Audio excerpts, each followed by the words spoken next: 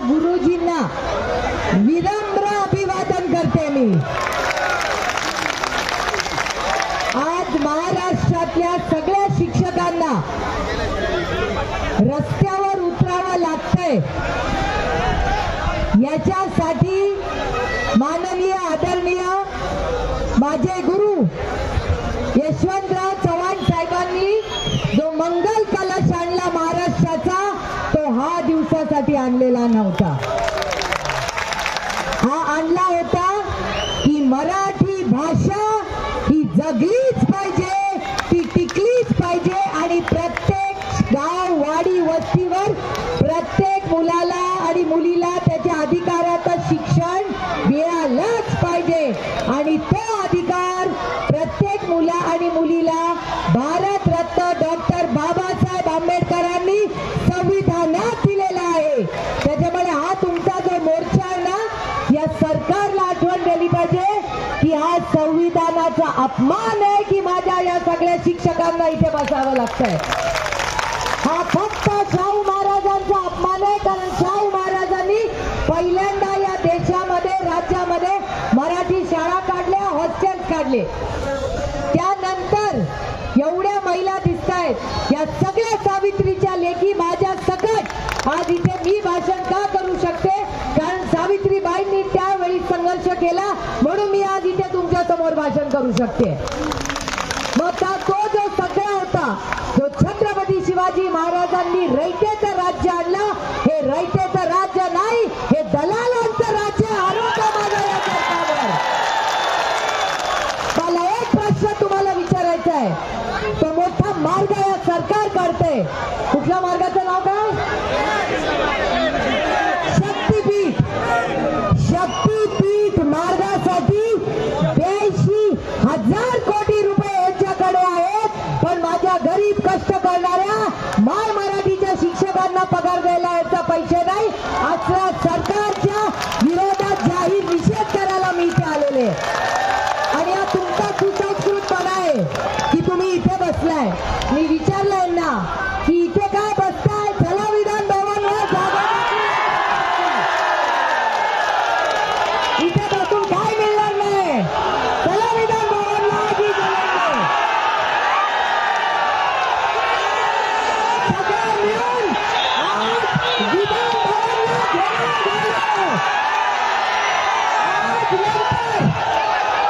आज नंतर एक पण मंत्री घरी जाणार नाही। आज प्रत्येक मंत्र्याची गाडी सुप्रिया सुळे उडवणार तुमच्यामध्ये। बांधलेंचं चला विधानसभा, बांधला गौतम सुप्रिया ताई तो आगे बढ़ो, सुप्रिया ताई तो आगे बढ़ो। अजित दादा, अजित दादा, अजित दादा। माझा एक तुम्हाला प्रश्न विचारायचा आहे की माझा भाऊ म्हणून नाही, पण नुसतं अजित पवार हाय हाय म्हणून चालणार नाही। देवेंद्र फडणवीस हाय, देवेंद्र फडणवीस हाय, देवेंद्र फडणवीस हाय, हाय हाय हाय हाय। जी.आर. खोडी जो जी.आर. आमच्या विरोधात काढला, मी तुम्हाला शब्द देते, आज आता तिथे रोहित पवार आहे, जयंत पाटील आहे, मी त्यांना विनंती करते आपल्या सगळ्यांच्या वतीने आज त्यांनी डायरेक्टली बोलावं। एक दिवसाचा कालावधी देऊ, जर एक दिवसात उद्यापर्यंत आपल्याला चर्चेला बोलवलं नाही तर उद्या तुमचं नेतृत्व, तुम्ही एक शिक्षक नसले तरी शिक्षणावर प्रेम असणारी सुप्रिया सुळे विधान भवनाला उद्या करेल। बस झाला आता, बस झाला सुसंस्कृतपणा। आपण सुसंस्कृतपणाने इथे वागलोय आपण, अरे इथे बसून काही होणार नाही, इथे नाही बसायचं, विधान भवनला रात्री जायचं। या जुलमी सरकार, हे सरकार जुलमी आहे। एक तर मराठी भाषेचा रोज अपमान करतात, शिक्षक, मराठी शिक्षक आहेत ना सगळे, मग मराठी टिकली तरच होईल ना. याचा ड्रॉइंग टीचर आहे का? यांना हिंदी शिकवण्यासाठी आहे ना ड्रॉइंग टीचर. हिंदीची सक्ती केली आणि कुणाचा बळी दिला? प्रत्येक ड्रॉइंग टीचरचा बळी दिला. पण काय नाही, आमचा हिंदीला विरोध नाही, आमचा सक्तीला विरोध आहे. तुम्ही मराठी शिक्षकांना पगार द्या, तुम्ही माझ्या ड्रॉइंग टीचरला पगार द्या, माझ्या पीटी टीचरला पगार द्या, पण ह्यांच्या नोकऱ्या घालून हे सहन करणार नाही.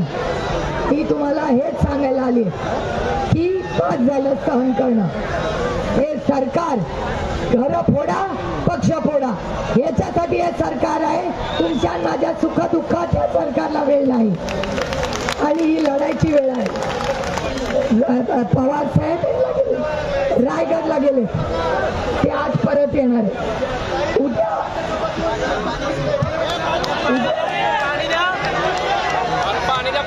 उद्या सकाळी